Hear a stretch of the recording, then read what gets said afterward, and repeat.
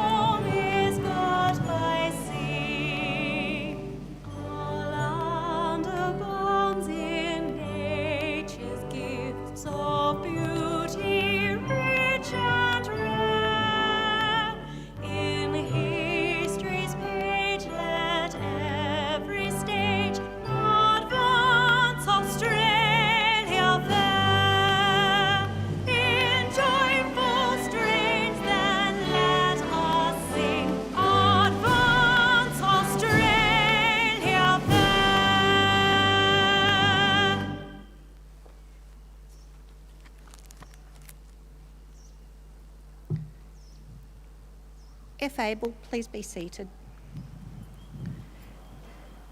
The Australian War Memorial was the vision of Charles Bean, Australia's first World War official historian. Bean landed with the Australian troops on Gallipoli and stayed with them at the front through to the end of the war.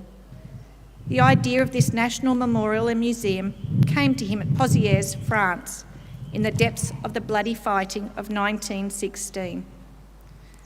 Bean's idea was that this would be a place where families and friends could mourn loved ones buried in faraway places.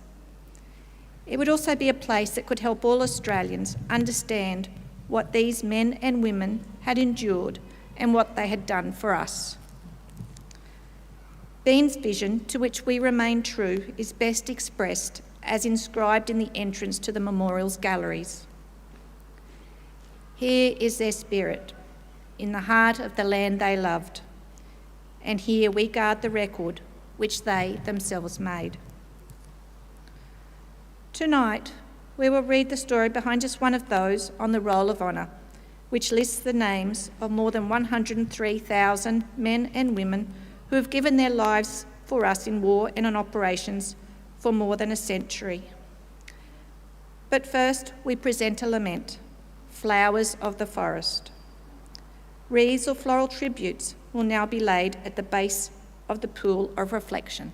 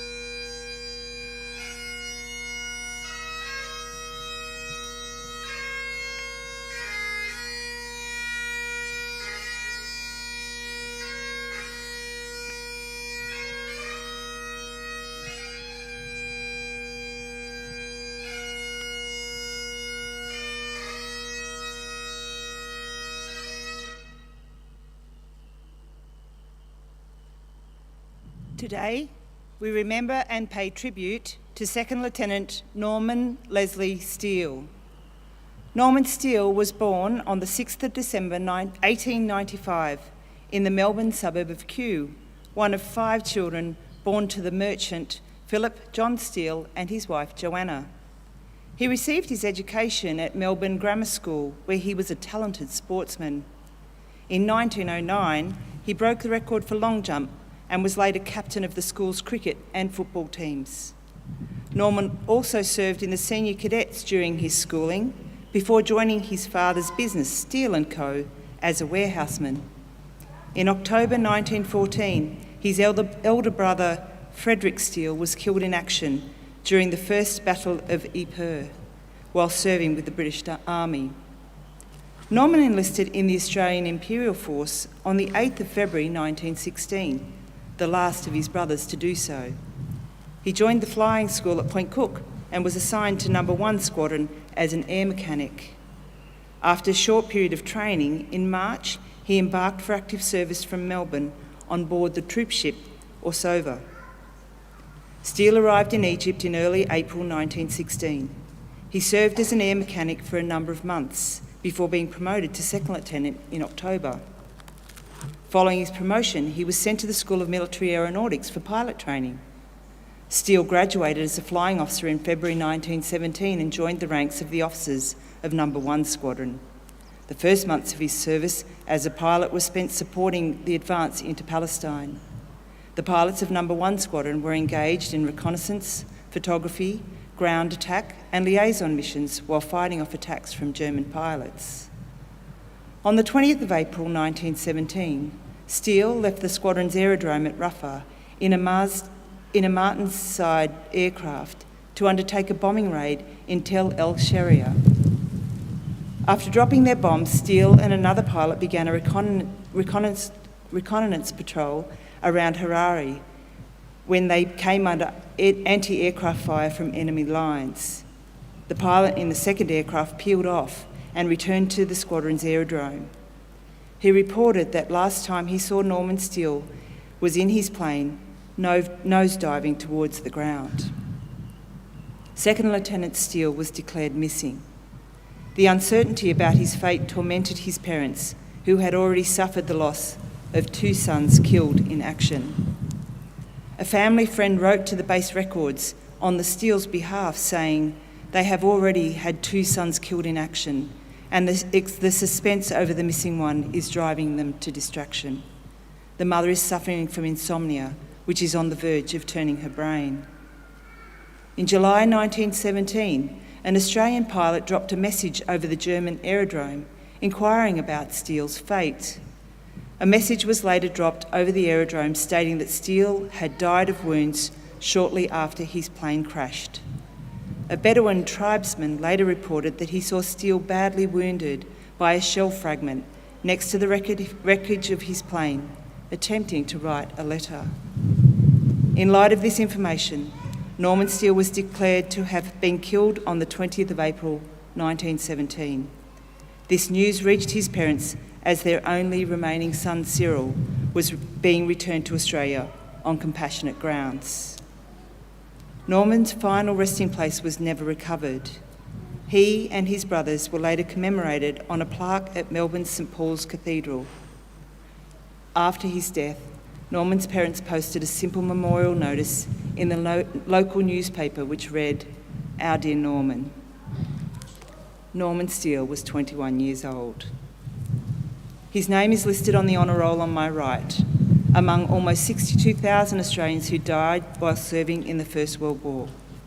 His photograph is displayed today beside the pool of reflection. This is but one of the many stories of service and sacrifice told here at the Australian War Memorial. We now remember Second Lieutenant Norman Leslie Steele, who gave his life for us, for our freedoms, and in the hope of a better world.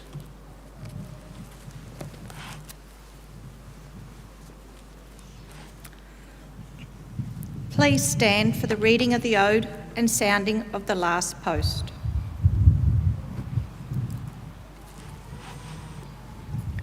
They shall grow not old, as we that are left grow old. Age shall not weary them, nor the years condemn. At the going down of the sun and in the morning, we will remember them.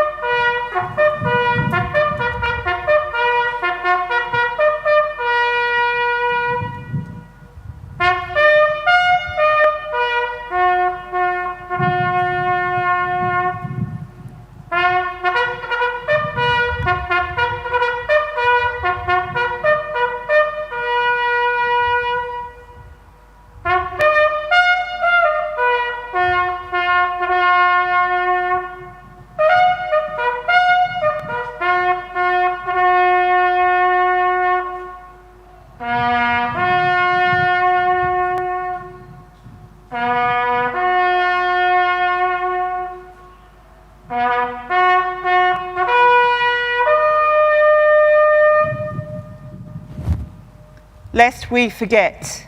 Lest we forget.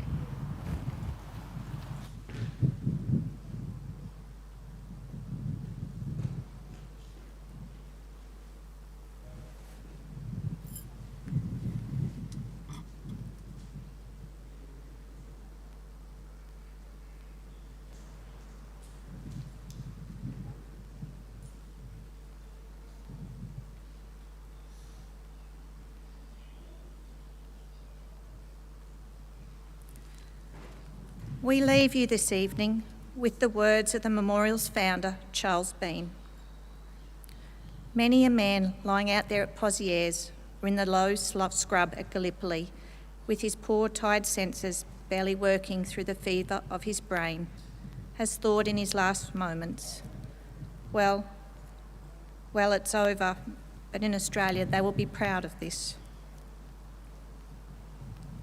Ladies and gentlemen, that concludes the last post ceremony.